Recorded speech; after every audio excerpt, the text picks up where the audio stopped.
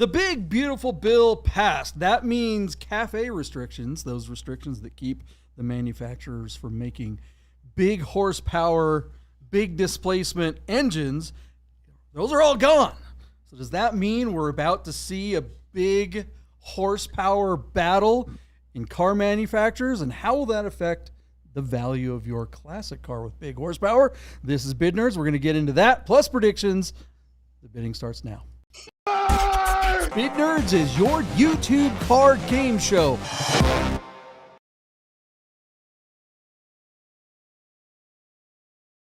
Button, there it is. I have too many buttons going on here. No guest today, so all the little buttons are not where they usually are. Hello, everybody. My name is John Polnick. You are watching Bid Nerds live. We are coming to you live from the Container Park in downtown Las Vegas, as well as my partner right over there, Michael Deeb in San Francisco. How you doing, Michael Deeb? Live from the Wheelhouse studio. JP, believe it or not, my warehouse is south of me on the freeway. Also further south is the Golden Gate Bridge. Everybody and their mother is coming home from the river or the lake or the wine country. I was stuck in traffic in a commute to get to Sunday night show. That's never happened before, but that's the holiday weekend traffic. JP, I'm super exhausted from a super fun weekend. Glad to be here. Glad to see that anybody in the Nerd Herd is joining us tonight. We know you've all been out there having fun. Lots of interesting news cycles. JP, you opened the show with that. I'm curious to see how that applies to what the hell we do here. This should be fun. Thanks for joining us. That's right. All right, and everybody in the Nerd Herd, thanks for hanging out live. It's always great to have you guys. If you are new to the show, what we do here, we don't actually get into specific topics. We just kind of apply those topics to how we analyze listings on Bring a Trailer and Cars and Bids. We always find the most interesting cars on those platforms, and then we make predictions. What do we think will happen as a result of those listings? We always start off every episode by going over the predictions that we made on the last episode. That's right, a YouTube channel that holds themselves accountable. What kind of weirdness is that? All right, what's the first car on the list, Michael D? All right, JP, a blast from college? No, later than college. How about a 1998 Acura Integra Type R, an ITR that was listed on Bring a Trailer just the other day. This car was very interesting, JP. Somebody had it for like a year or two, and then they took it back to the dealership, and then this guy goes in and buys it 27 years later and 123,000 miles later out of San Jose, California. This mostly stock, fair-conditioned Integra Type R comes to Bring a Trailer. Number 98 out of 1,136 examples built. Not sure how they came by that number. Most of them came to the United States. So 1,002 examples built for the U.S. market in 1998. But these ITRs, JP, these were really great cars, really great performers in the day. 200 horsepower, high revving engines, front wheel drive, but I think they had a limited slip on the front. These cars handled really, really well. I think they had a limited slip. I could be wrong. Somebody in the comments can correct me now. But super cool car. This one being stock and largely one owner. JP, we wondered if this car would do well. As we dug into the listing, JP, we took a closer look. The photographs are lame. The guy did not do a good job of getting the car prepared for sale. The photo that you're on right now, looking at that lower front valance, that could have been repaired. That could have been repainted. An expensive detail could have made this car look a whole lot better, even if he was unwilling to go fetch receipts to fix or repair or replace things to make this car better. And so our thought process going into our bids, JP, was that no matter what, this guy's lack of effort to come to market is going to result in money being left on the table. JP, without further ado, our friends at Classic.com tell us that the average selling price for an Integra Type R from 1998 in the secondary market is $44,000. We know that most of these cars have a lot more miles, and most of these cars have been modded to within an inch of their life. I thought this car would do well, but I thought it would only just break 40. My bid, $41,000. You took the over at $42,000. And Jeff Glucker from, JP, tell me what it is, Hooniverse? Yeah. Jeff Glucker, the founder, the godfather of the Hooniverse, he joined us as third nerd, and he was a great guest, JP. I really enjoyed having him on. His bid just below mine at $38,000. JP, again, we thought that this car being stock and fair mileage and largely one owner, and if they had fixed it up, this car would have hit the $50,000 range. You and I agreed on that going into the bids. John, our car hammered for just $44,500 where it's sold on 35 bids. Now, that number is a couple of grand above us. It's $500 above the classic doc average. Do you want to double down on the idea that this guy would have hit 50 or 51 or 53 or 54 if he had fixed and cleaned a few things?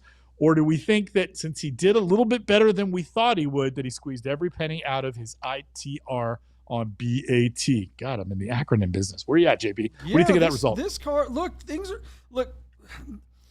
the day of boomer sensibilities is over. The millennials are now driving the market. They are 100% in the driver's seat.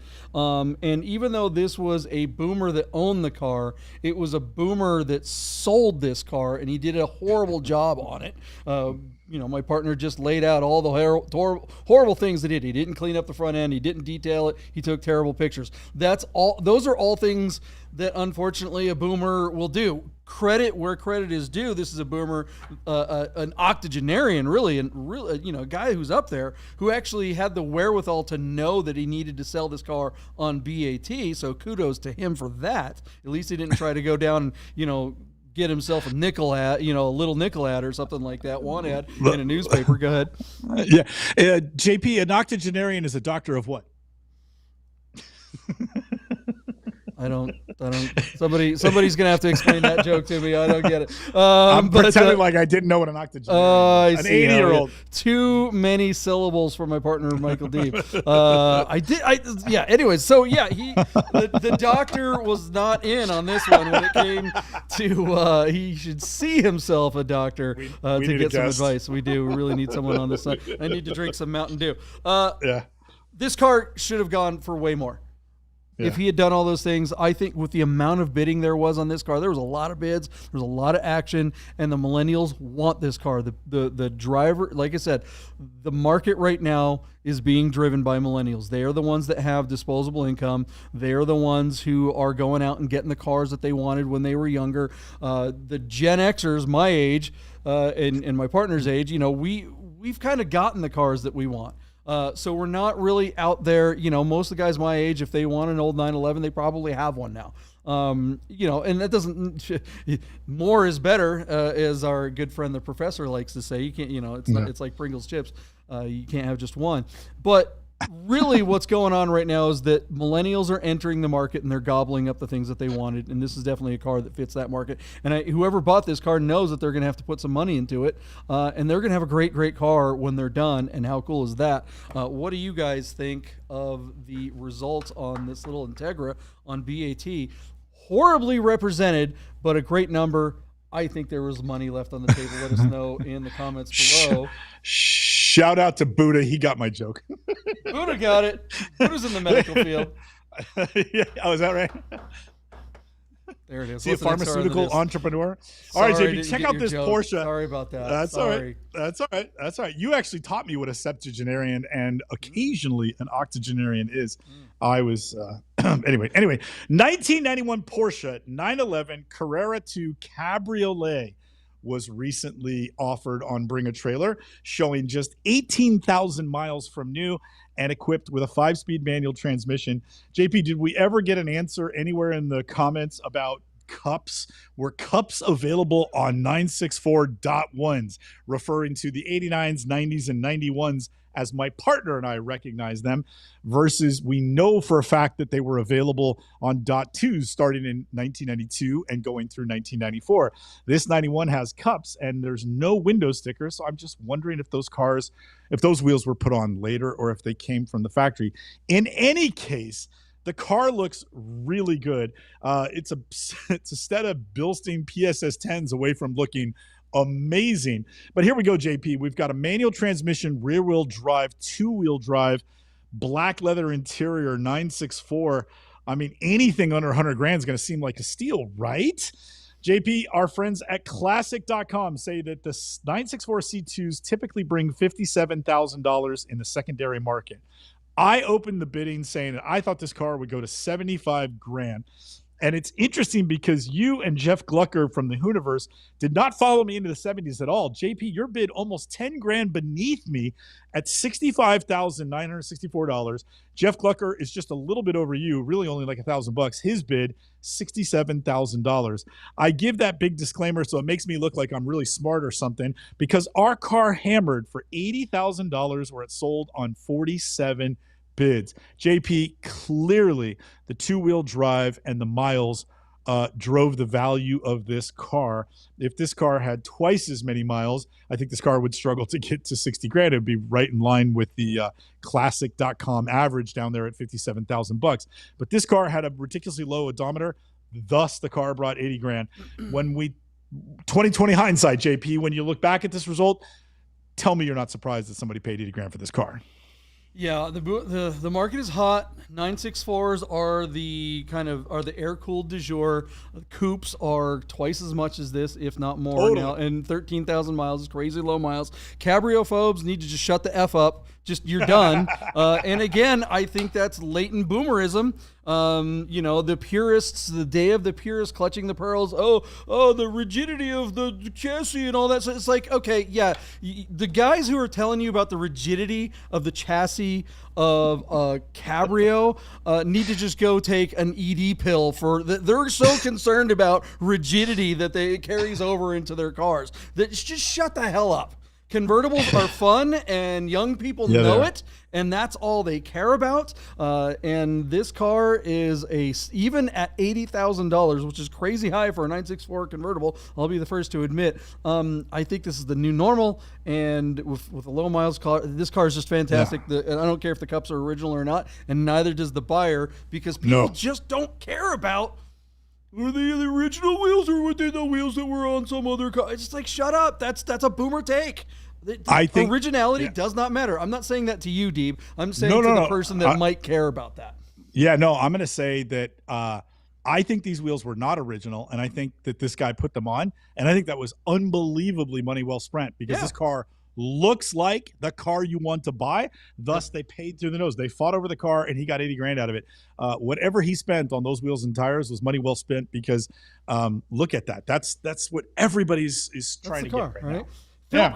Philip Craig in the Nerd Herd, an OG nerd guy. Thanks, Philip. He says, what's up, millennials. Phil? He's saying that millennials don't have much disposable income, and I think that, Philip, the thing about millennials is that they're bisected, very, very, like half of them don't have any money and are plagued with, student loans, but the other half of them have a ton of money because they've inherited it from their boomer parents. And that's a big deal. So there are millennials out there who are very well off and are out there buying classic cars. I think the majority of them probably don't or are struggling more than maybe the Gen Xers, that's for sure. The student loan debt is a big problem, and I think that's going to cause a much bigger problem, especially with Gen Z just behind them, and the late, let's call them late model millennials. The latter millennials are really going to have a hard time. But the late earlier models, millennials, earlier millennials, they're out buying cars. So I don't know. What do you guys think of that? Let us know in the comments below. I sure like this convertible. What's the next car on the list? Sorry. Yeah, I would be happy to make a 964 cab my daily driver here in Marin County. That would be the shit. Okay, JP, here we go. Sit down, strap in. I got some news to drop on you. Check out, we're going to circle back to the 1987 BMW 325e with a 6-speed manual. Our car completely modified out of Moraga, California, and on Bring a Trailer. This car has essentially been treated to a V8 swap. So from the inline 6 that this E30 was born with, the car now sports an M62 4.4 liter, initially a normally aspirated V8 that made 300 horsepower. After driving the car for some time, the owner decided that motor was not offering the power and the response he wanted from the swap. So he strapped on a damn, what do they call it? Supercharger. I was trying to find the name of the brand. I can't see it right up front. But anyway, he added a supercharger to the car. Now we're talking 490 horsepower at the tires. The car's got some really cool 17-inch Hartgate Type C wheels, some coilover suspension by the folks at Ground Control, and a really handsome body kit and some cool interior pieces as well. The transmission has also been swapped, so it is now, in fact, a Getrag 6-speed manual transmission, and of course a limited slip differential from a Z3M. JP, this car looks awesome. E30s are still really, really cool. They have a cult following. Most E30s are a $15,000 to $25,000 conversation. So unless we're talking about an M3, and we have noticed that those have softened over the last couple of years in the secondary market, we don't typically talk about like big collector values. So it was interesting in the shadow or on the cusp of you just selling your 81 SC with a 935 body kit and an LS swap. If somebody had done a similar treatment to a similar era E30 BMW, would they get a similar result? Your car selling for $79,500 for anybody in the nerd herd that forgot. I will remind you because I did that auction. JP, E30s in the secondary market only bring this 325Es only bring $13,000. I thought our car would get to 78 grand. You took the under by quite a few bucks. Your bid $69,325. And then Jeff Glucker from the Hooniverse, who was third nerd and our guest remote, he took a bid even underneath you, JP, at $68,000. Ha, joke's on you guys. You J first named people don't know how to play this game. Our car hammered for $110,000 where it sold on 57 bids. So JP, we started to get into this, and then immediately you said, let's go live so we could take our argument and our lovers' quarrel to the airwaves. You asked rhetorically, why spend all the money on the BMW parts? Wouldn't it just be more cost effective to get similar, if not more horsepower without the supercharger, fewer moving parts? And I think the joke was that you could fix it in a Grand Auto parking lot kind of thing was the joke. And I don't think I chimed in at the time. Somebody will have to watch the first show and tell me. But the gist of it, or at least what I was banking on, is that somebody will pay the money for this BMW because it's built with all BMW parts. And for the true dyed-in-the-wool, super BMW fan guys, that means something to them. And thus, the price went to $110,000. My argument, JP, was that if this car had been done with an LS, it would have done great and probably gotten into that $69,000 to $78,000 range. But I think because they went to all the trouble to use the BMW pieces, that they were rewarded as such. And for some BMW fool out there, and JP, you and I truly come from the Porsche world where we see that sort of thing. The whole idea of your car having a non-Porsche engine in it with the motor swap was that it was pearl clutching. This car just isn't pearl clutching, and as such, I feel like somebody stepped up and was like, I'll pay you 6 figures for that car because it's tits. And so there it is. JP, argue with that. Yeah, that person doesn't exist in the BMW world. I mean, they're far fewer pearl clutchers in the BMW scene. And that's just because look, BMW has always kind of sat in between. It's like, if you're a Porsche guy, you probably started out in Volkswagens, and then you kind of got into BMWs, and then you wound up in Porsches. That's the way a lot of us kind of wind up, right? My time in the BMW world, it may not have been long, but look, there was no one who was turning their nose up at swaps and crazy mods. In fact, the BMW scene is all about the mods. They don't care what it is. They just want the power. They want all the stuff.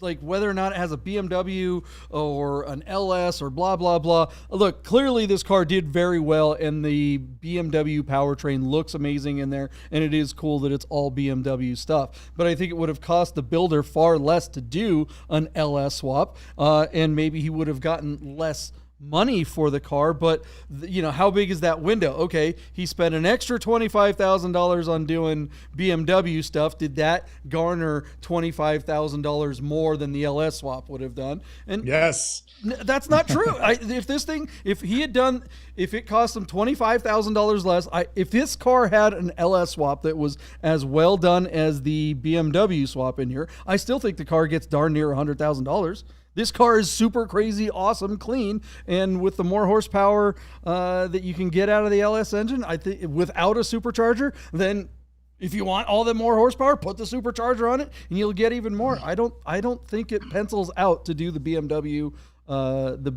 engine swap. But the owner of that car, I know he watched the last episode, and I don't know if he's hanging out. Are you watching right now, guy? He was he made some comments on our video after the show was live. So. It's Checkmate. What's his name? Checkmate from Moraga, California. He's the guy in the videos. It's his car. And done to his taste. And again, JP, I'll argue with you that I think, that while on paper the LS would have been superior or a wash for less money, I don't think we would have seen six figures or anywhere near six figures for the car in the secondary market with a Chevy motor. I do think the BMW my 911 went for almost $80,000, and it wasn't nearly as nice a completion as this one. I just don't. I think you're. I think a Porsche is infinitely more desirable than an E30 BMW. These are $13,000 cars. True. Your car was a $60,000 car before it was hacked up. So, thus you got a $20,000 premium. This guy got a $100,000 premium. You know what I mean? Like, so I just think, JP, that the numbers that we were bidding at would have been relevant to an LS swap, but I think because he did all the BMW stuff, I think that's why he got into the six-figure range and a realm that's that we didn't simply imagine. Because you're stuck in that mode of thinking. You're just old, man. I love you. We are boomer adjacent, and look, I've looked at the data on this show. Okay, I know that it's all boomers and Gen Xers that watch this. There's hardly any young viewers, right? And I think part of the problem why is because of dumbass takes like that, and I'm just as I'm just as guilty as it. We have to get our brains out of this purist idea. You, my friend, are clutching your pearls. Are you reading the comments? Philip Craig is with me, and Single Cab. Yeah, what did I just say? I said that our entire audience is boomers. Guys, we are wrong. Okay, none of you bid this high. You guys did the same thing with that cab. You guys did we are wrong. We are old. Young people, I guarantee you, it was not a boomer or a Gen Xer that bought this. It was a millennial or younger, and they don't give an F about the purity test. They care about the power and the performance. This car, yes, it brought big money, but I think if it had as equally as clean an LS swap, it would have brought nearly as much. Maybe not as much, but nearly as much, and would have cost way less to produce. But this is just an old guy trying to figure out how young guys think. My partner doesn't care how young people think. He's stuck in the old days. What do you guys think? I know how you guys think. Huh? Sahan is all Sahan would agree with me. I guarantee it. All right. Yeah, absolutely. Less about the purity. But I bet Yuri would agree with me. So there you go. Yeah, but he's not buying this car.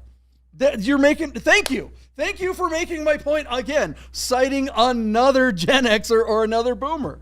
Yuri has building a 3.0 CSI with an M5 engine in it.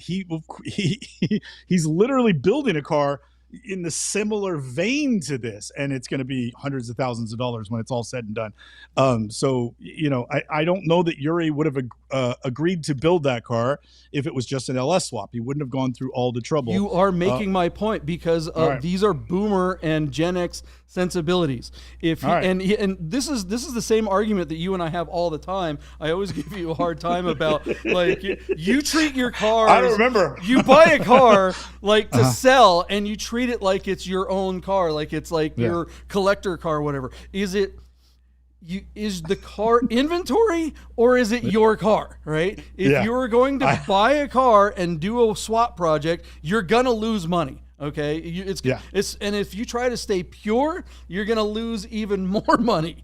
So he's going down. He is taking the primrose path to ruin. It will bring more money in the end, but it will cost him more money to produce, and it won't be as profitable as it would be if he would just go the LS swap route. All right, we've had enough of that. Let us know what you guys think. I know all of the bid nerds totally disagree with me because you guys are all as old or older than I am, and I'm just trying to see things a little different here. What's the next car on the list, Steve? What do we got?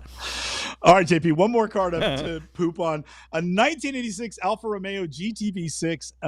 Interestingly, it's a super low mile clean example where 95% of the cars that come to the secondary market don't look nearly this nice.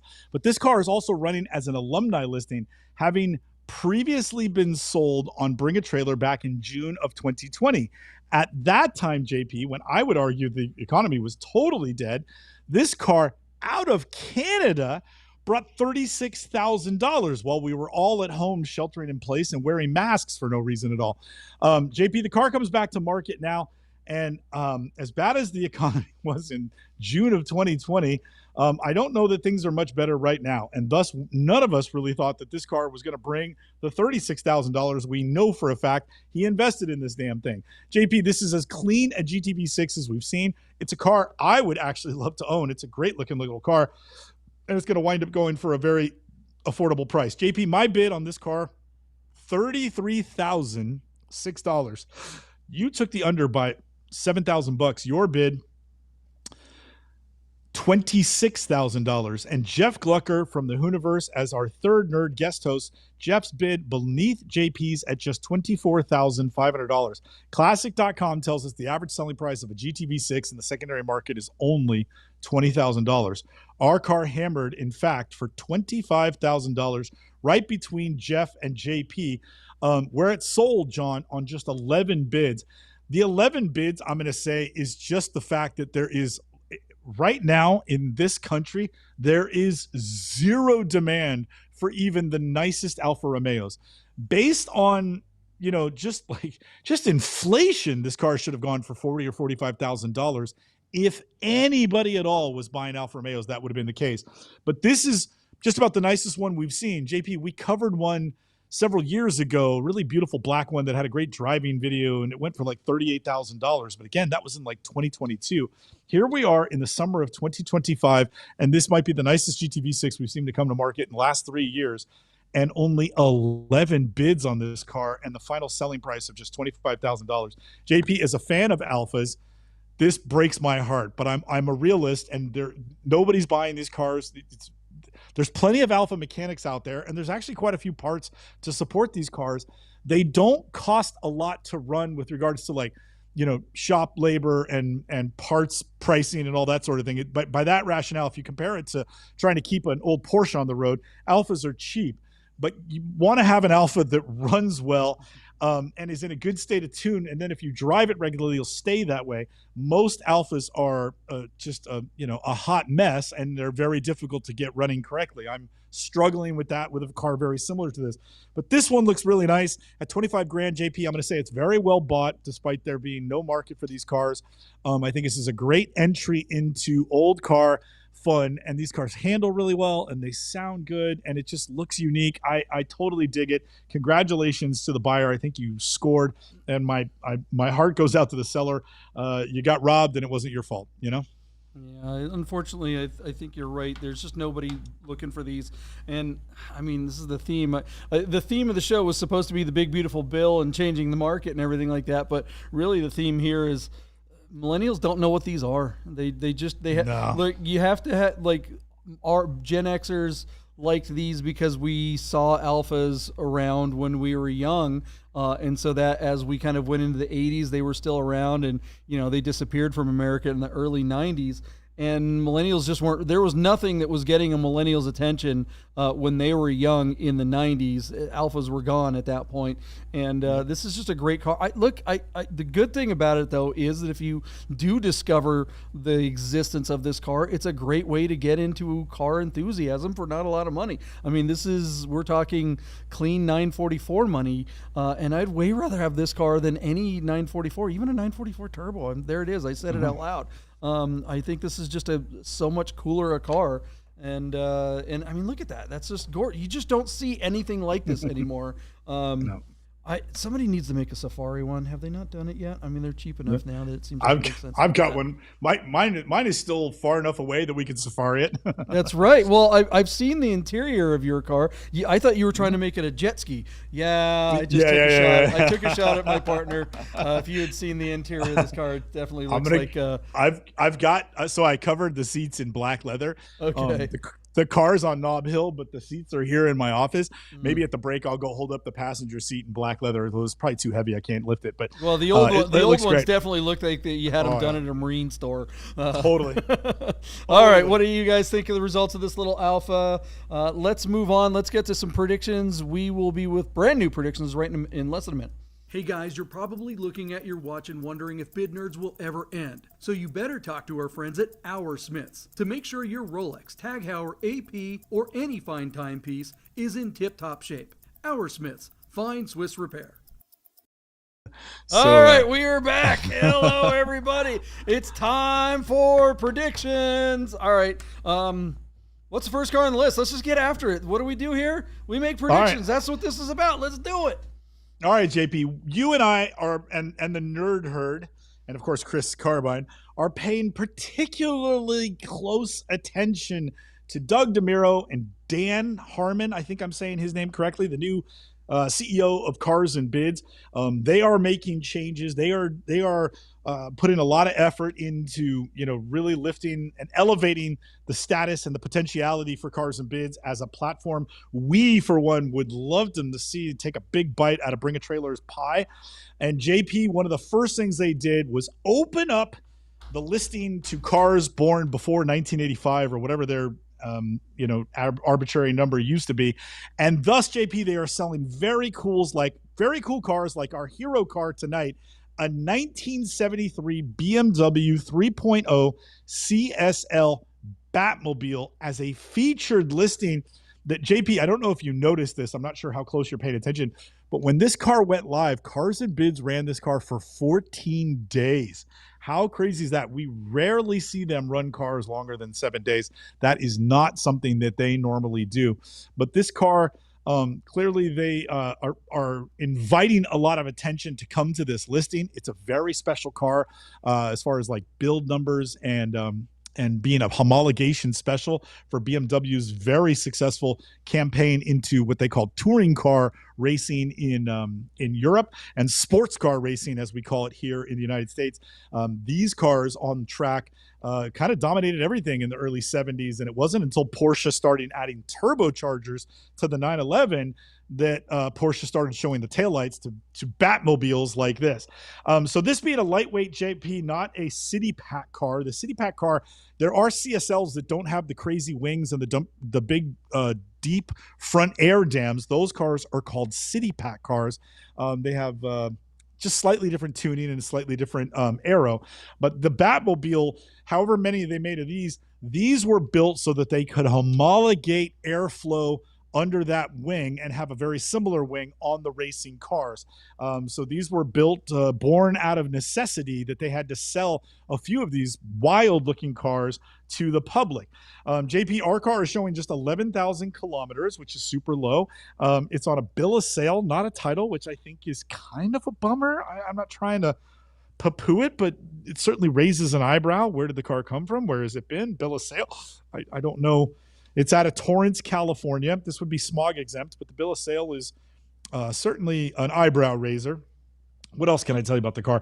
JP, it's super wild. I'm wondering if they have any in our notes, we didn't see production numbers, and it's something I kind of wish I had brought to the market. But like, if they built, let's say, 1,000 CSLs, I imagine only 100 of them, or like maybe 10% of these cars, would have gotten the Batmobile treatment.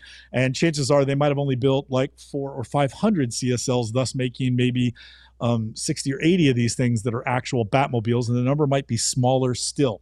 What's interesting, JP, and what I can tell you, the value of standard road-going 3.0 CSs and 3.0 CSIs, and then their big sort of GT3 brother would be like the CSL, meaning lightweight, and then the Batmobiles, which had the big wings, would be like an RS.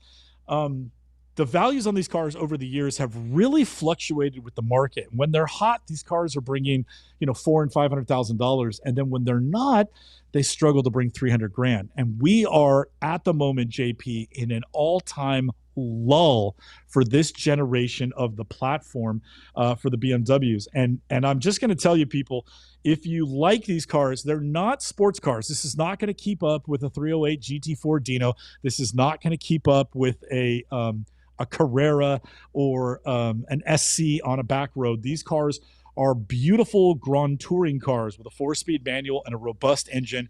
But even the CSLs don't handle particularly well. You'd have to modify them to get them to really work on a back road. But they are wonderful driving cars. They've got a lot of personality. They're pretty much reliable. They're not inexpensive. They cost a lot to maintain and to fix.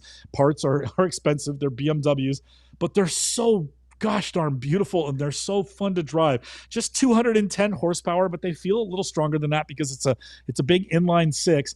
They're on sale right now. Like, even this car, I think, is going to struggle to bring whatever Classic says is the thing. Like that's, I think, the glasses half full perspective is, if you've ever wanted one, now's the time to run out and buy the nicest one you can afford and hang on to it. The market will go up on them again. I don't think these cars are going to fall off the back end of the train and never have a high mark. I think I wouldn't be surprised if a car like this is $1 million car someday. But right now, they struggle to bring $250,000. Our car closes tomorrow, and it's only sitting at $186,000. And I don't think that's a reflection of the car. I think that's a reflection of Cars and Bids trying to build an audience around this type of inventory, this type of product, which are, I think they're highly collectible, even if they're at kind of a lull or a real sort of dark time in their values. I just think it's a great time to buy one if you've ever wanted one. So JP, I hand it over to you. I have a sneaky suspicion you've probably driven more than a few CSIs or CSs as they were with a 4-speed. Again, you would agree with me. They don't handle particularly great. Like, you're not going to throw one into a corner, but man, just driving on a B road, they're super fun to drive, and it's a beautiful place to sit and take your honey. You and Rochelle driving on a rare sunny day in Seattle. How much fun would you have in a car not like this, but just the basic one? And then what are your thoughts on them making this crazy homologation special with all these apertures and wings and stuff? Did critics like us criticize this car the way we talk about all the new cars having too many radiuses? I'm sure there were people who looked at this and thought, what the hell is BMW doing? This is so pretentious. JP, your thoughts on the Batmobile? No, it's beautiful. I think, unlike the radiuses for radius's sake, all of these little wings and canards and stuff like that from this era, this thing must have looked like a spaceship. But all of those things actually do something, right? They are actually trying to increase the aero of the car. And how fun is that when you see stuff like that from the factory? I have never driven one of these. I've driven the 3.0s, just regular ones and stuff like that, but never anything like this. And how I would love to. I do love this. I just love the height of the windows. I love being inside of these because it just feels like such a fishbowl, or I guess what would it be, stadium seating, fighter pilot, like a fighter pilot. Yeah.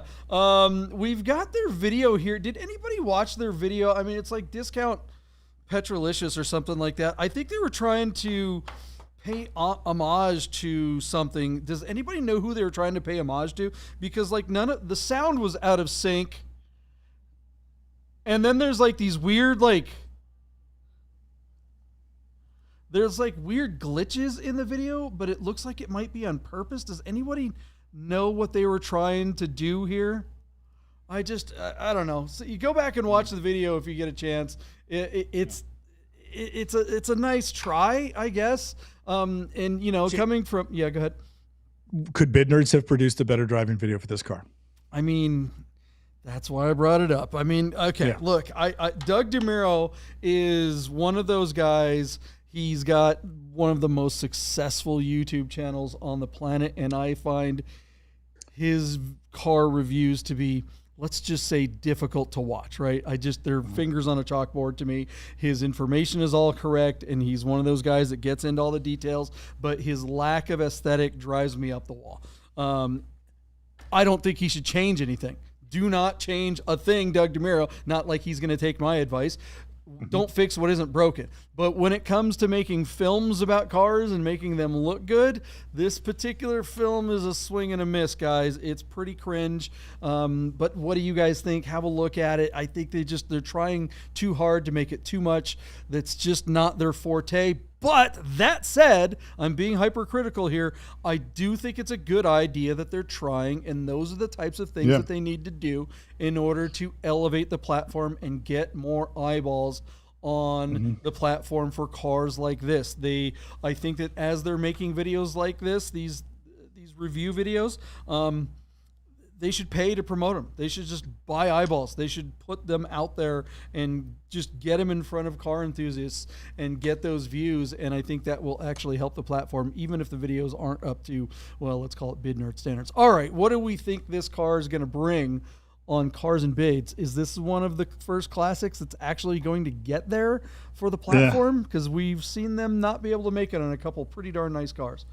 All right, JP, I just went to Wikipedia, and they tell us that BMW built 1,265 of the CSLs to homologate them and make them eligible for the European Touring Car Championship.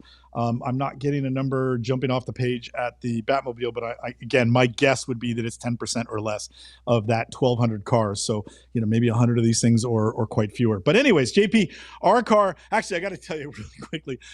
So our bid turn, Luke is fancies himself a comedian. He says 206 horsepower. He goes, this body kit is writing checks that motor can't cash. Excellent take, Lucas. I couldn't agree with you more.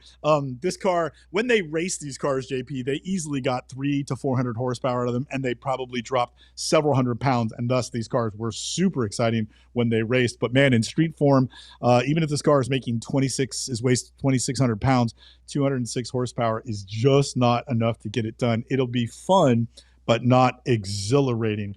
JP, our car is listed on Torrance, California on a bill of sale showing 11,000 kilometers. It closes tomorrow while it's sitting at $186,000 on 28 bids. And JP, I am 99% sure this car has run for 14 days, give or take 1 or 2 days in any direction. John, our friends at classic.com tell us that the Batmobile versions of the 73 3.0 CSLs typically bring $192,000 in the secondary market. Actually, that's just, I think, CSLs. I don't think they had a specific column for Batmobiles, so that's just CSLs, and that includes all the cars. John, I would think that in a really strong market, this car would be $300,000 plus. And again, if the market was strong, and this is a really special car with low miles, and it's all gussied up and looks as good as this one does, that it could actually push 400 grand. But in this market, JP, again, is this car going to bring 250 grand? That's my bid. I think the car is worth more. To me, this should be a $300,000 plus car, but the market is soft and the platform is building their audience for collectible cars of this nature and this price point. Thus, we have quite a gap to bridge.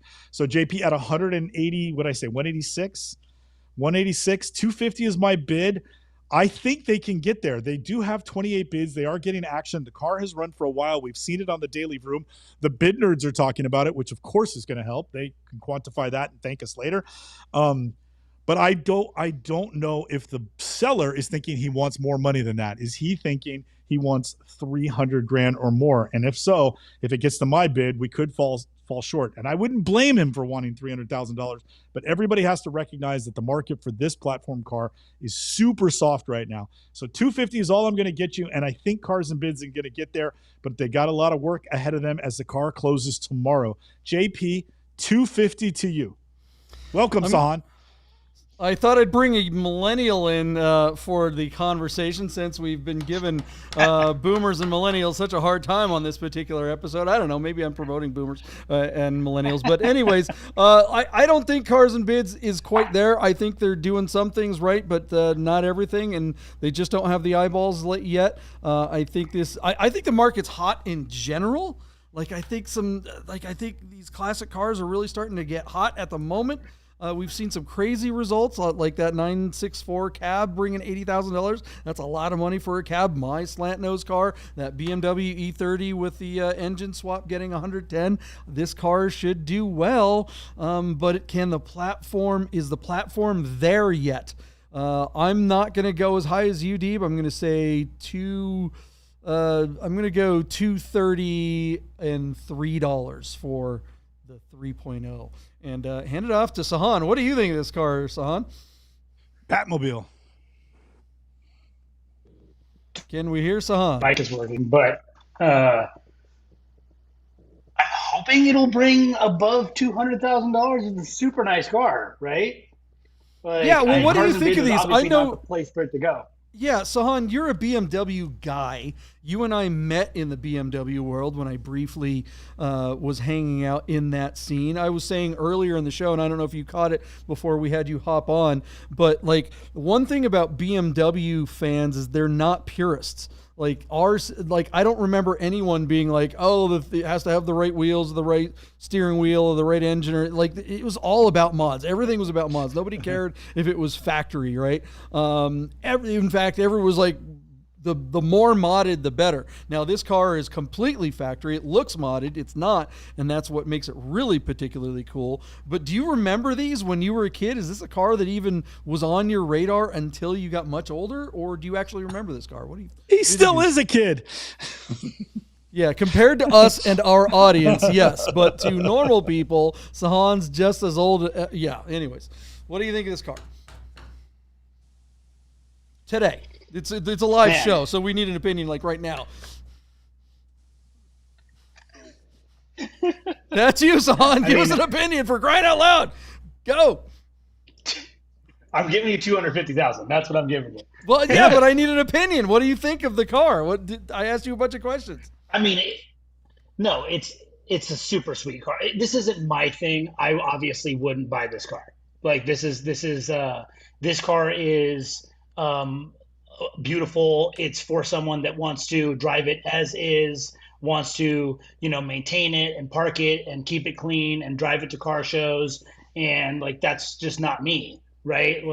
I don't want to buy an authentic car or even a car of this styling, even if it's not authentic, you know what I mean? Because I can't do the things that I want to it because it wouldn't be right. That's just not something that's of interest to me.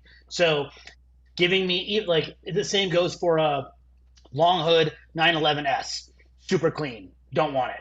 Have no interest in it. There was one in at the pit stop not that long ago that was immaculate. It was such a beautiful car. And I looked at it and I was like, even if I had the money, that's not for me, And so I think a lot of folks would fall into that same category.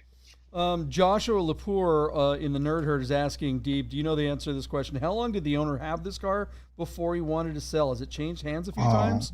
I don't know. Do we know any of that stuff in the last 10 years? Yeah, that information is they'll not have to read the obvious for us. Yeah. And it might not even be in there. Yeah. Well, there it is. All right. What do you guys think this BMW will bring? Can Doug DeMuro get it done? That will be the big question. Let us know in the comments below. We lost Sahan. I'm sure he'll be right back. What's the next car on the list, Michael D?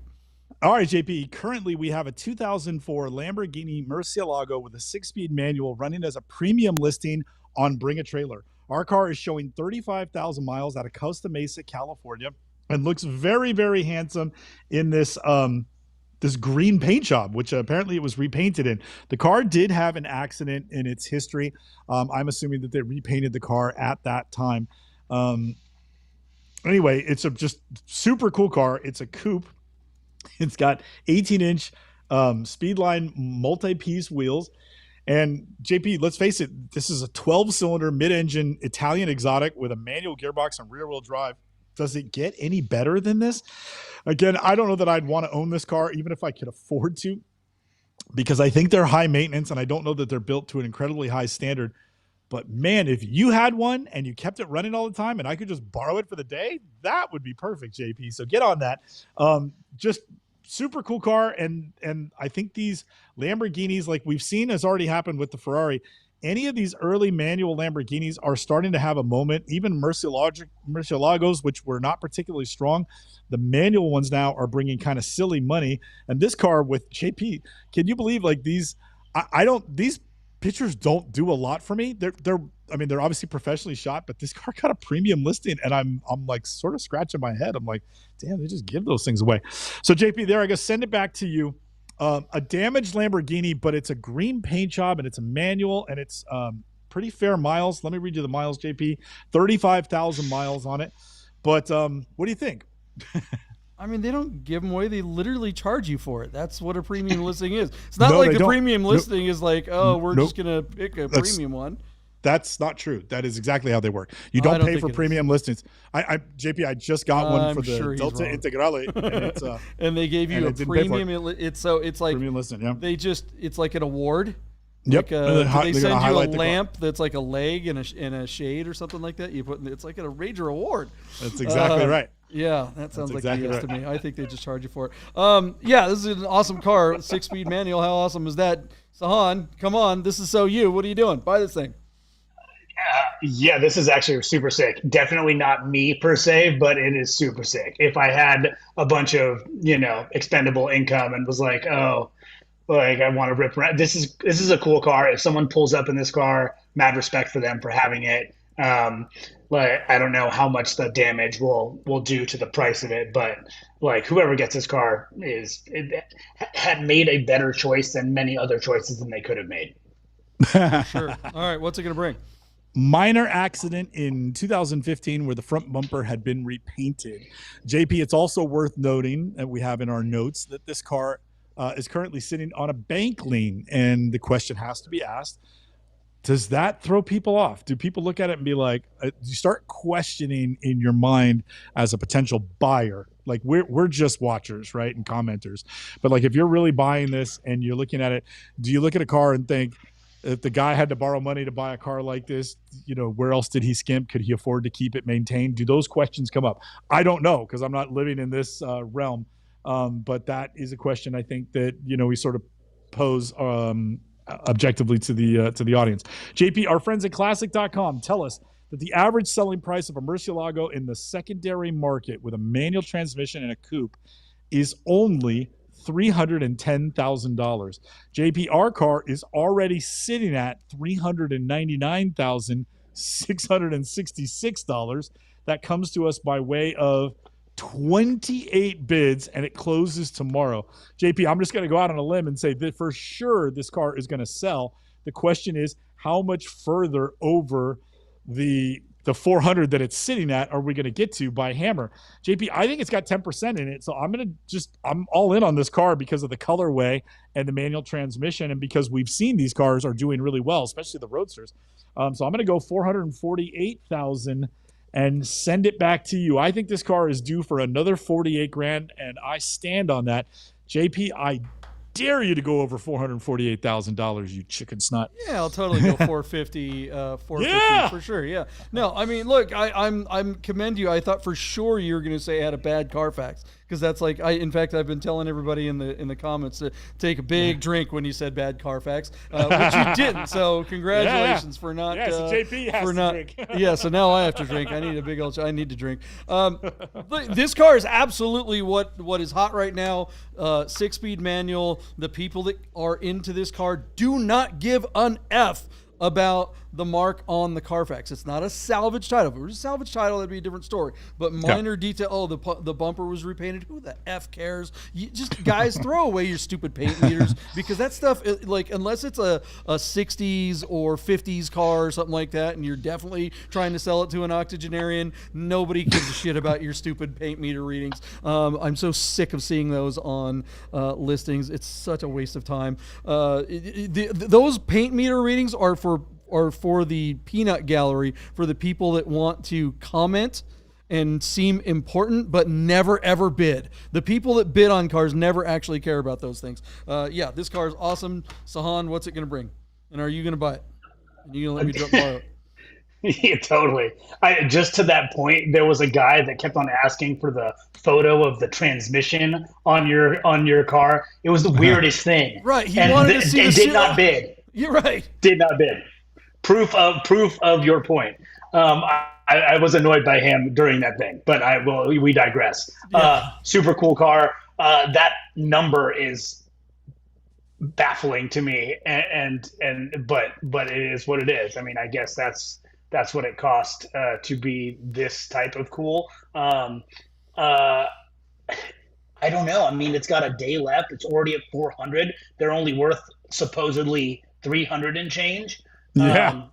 You never know. 300 is in that 300 is like, doesn't that average the flappy paddle ones too? No, that's just I think right now we're seeing a moment where those 3 pedal cars, it's taken off.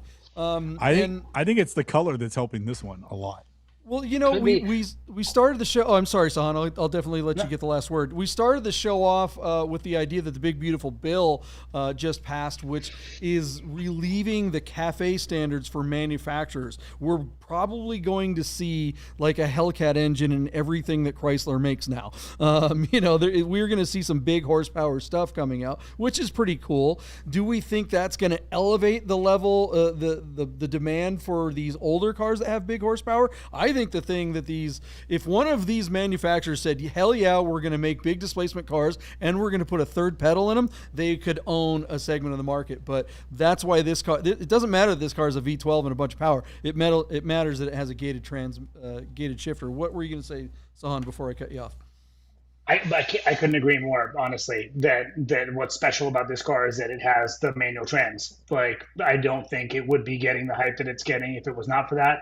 I think there is the distinct possibility that the money printers, people feel like the money printers are coming, and they feel like there's a chance that interest rates might come down and they might be getting ahead of that. I mean, markets were popping last week. Like, we ended we're at all-time highs right now, despite all of the stress. We are climbing the wall of worry in the stock market on a daily basis, right? And that is kind of where we're at. And so, I'm going to come in hot. And like, since it's spicy, we're going to come in at 475 and just see what happens. See what happens. Some of the nerd herders saying it's going to make it in the 5s. That wouldn't surprise me right now. And Son, you're absolutely right with the markets in general. I think we're in this weird zone right now. We're threading the needle. Like, just even my car coming out when it did. I think if we had tried to sell my car or that BMW or, like a bunch of stuff like just 2 or 3 weeks ago, one week it's like, oh, the stock market's down 20,000 points or whatever, and there's going to be World War III. And it's like, we've had a couple of weekends where the world isn't about to end and everyone's like, okay, let's be crazy because we don't know when the party's going to end again. I just think we're in a weird frenzy, and who the heck knows how high this could go. Let us know what you guys think, and let's move on to the next car. Do we still have time for more cars? Oh man, we still have a lot of time on that. All right, let's rip through these last couple really fast. All right, JP. We'll do super rounds. Okay, yeah. So really speed round. If you have a chance, everybody, please jump on and take a look at this 1966 Austin Healey 3000 BJ8 Mark III. There's a guy on here named Healey Rick, and Healey Rick made a comment where he was saying how the term for photos on car listings is referred to as assets, like the bid nerds do. And he says, I often think that term is overblown. He says, however, in the photos for this car here, he goes, I could not agree more, because when I look at these pictures, I can picture myself in this car, top down, driving on the Pacific Coast. I couldn't resist when he called us out in the comments at Bid Nerds. And so I said, okay, Healey Rick, you're on. We're going to cover the car. So we're taking a look at this 1966 Austin Healey BJ8. So JP, they made this car from the early 50s all the way until I think a year or two after this. This is the last generation of the car. And for a while, a few years ago, these cars regularly traded for like $150,000. But today they struggle to get like even $80,000. In fact, really quickly, JP, the average selling price of one of these is only $56,000. Our car is sitting here at $28,000. It's a very nice car, and it's a beautiful presentation by our buddies down at Compass Collective, the seller. Compass Collective dares to dabble in British cars, but they sell a ton of 911s. So certainly, I want to say, a seller you should watch for. We have covered cars by them before, and they do sell a lot of Porsches, and they always shoot on the coast, which is great. So shout out to them for incredible assets on a really nice car. JP, these cars, because they were not treated, the steel was not treated with these cars, most of them are subject to a lot of rot. So when you see a car like this that has had some refurbishment, the question is, how far did they go? If you're really trying to drill down on a car like this, you always want to inspect it in person, either yourself or by a third party. Compass Collective is a reputable seller, and this looks like a nice car that has been through all the things that are typical to this generation of Healeys. JP, my bid for this car is $48,000, despite the average being 56. I think the demand for this type of car is low, similar to what we're seeing 356 suffer from over the last couple of years. I think these cars are in a similar thing where most of the people that want to buy them are boomers, and they're dying off, and there isn't necessarily a large demand for these cars. So I do think they're soft in the secondary market, but I do think a car like this will break 40 despite sitting at just $28,000, and it closes tomorrow. So your thoughts on the assets, and have you ever driven an Austin Healey like this? No, they're like fun. This one. What was your number? Yeah. 48,000. It's at 28,000. I'll go 45. Yeah. I think it's a gorgeous car, but I don't think anybody knows what it is. They do think it helps that it's on BAT. They have lots of eyeballs, and someone that's sitting there with $50,000 in their pocket thinking that they're going to buy a 911 might just see this and go, oh, geez, I can't afford 911s apparently, but oh, that thing's really pretty, and it'll seem like a bargain. Sahan, what do you think it'll go for? I think the person that's bidding on this car will probably die before the auction ends. So I'm going to go at $41,000. $41,000. And with the money you saved on your bid, you could buy that person a casket, a gift from a Persian pillow. If you're the seller and the auction closes, get the money right away before you have to go to the widow. Okay, next car. What do we got? We said so many speed round. We said so many nice things. All right, Chris Carbine is selling. Such a beautiful car, though, seriously. A 2007 Ferrari 599 GTB Fiorano. JP, this is a car that has 33,000 miles. But I think we saw that it's been in an accident and has kind of a salvage title. The car previously sold on BAT a couple of years ago for like $104,000. But on Cars and Bids, with 2 days left, it's already sitting at $100,000 on 17 bids. So JP built, out of New Orleans, California, on a sale from Carbine Motor Cars, is a 599 GTB with a salvage title that's going to wind up undercutting the average. The average on these cars is $141,000. If this had a clean title, I think it's a $160,000 car all day long with fair miles and a blue paint job rather than red. JP, my bid on this car is going to be $120,000, where I believe it will sell when it gets to my number in just a couple of days from now. JP, we're sitting at $100,000 on 17 bids. What's yours? Yeah, I mean, it's a shocker that Cars and Bids has already got this thing up to 100. That's really good for a car with a lot of challenges in front of it. I mean, that title thing is a problem, but this is a great opportunity for someone who wants the eyeball, that wants the Ferrari life, and this car is absolutely stunningly gorgeous. Nobody's going to know what the title says when you're driving around and looking cool. I'll give it a $116 and hand it off to Sahan. First of all, I just want to let Chris know, I texted him the other day, I need him to calm down with all of these cars. His car situation, he's just coming with a lot of heat right now, and it's getting hot for me all the way over here in California. Yeah. So let's go ahead and hit 118 in the middle there. Nice. And hope that Chris walks away with a happy man and a bag of money. Absolutely. All right, JP, one more car. Right now, there's a 1961 Rolls-Royce Silver Cloud 2 that is listed on Bring a Trailer out of Houston, Texas. JP, here's a perfect example of a beautiful car that was probably hundreds of thousands of dollars a couple, like 10 to 20 years ago. But the most of the buyers for these cars have died off. And I was saying to you before the show, where would you go to get a car like this service today? Where does anybody know where there's an independent Rolls-Royce mechanic that is competent and not a crook that is still in business today? So a tough sell by all accounts, because demand for these cars is literally drying up. This one looks to be in spectacular condition. I wish I knew more about them to tell you what's good and what's bad about it, but this car is this generation of British cars is a huge blind spot for this nerd right here. Our car is sitting at $40,000 and it has 3 days to go. The average selling price of a Silver Cloud 2 in the secondary market is $59,000.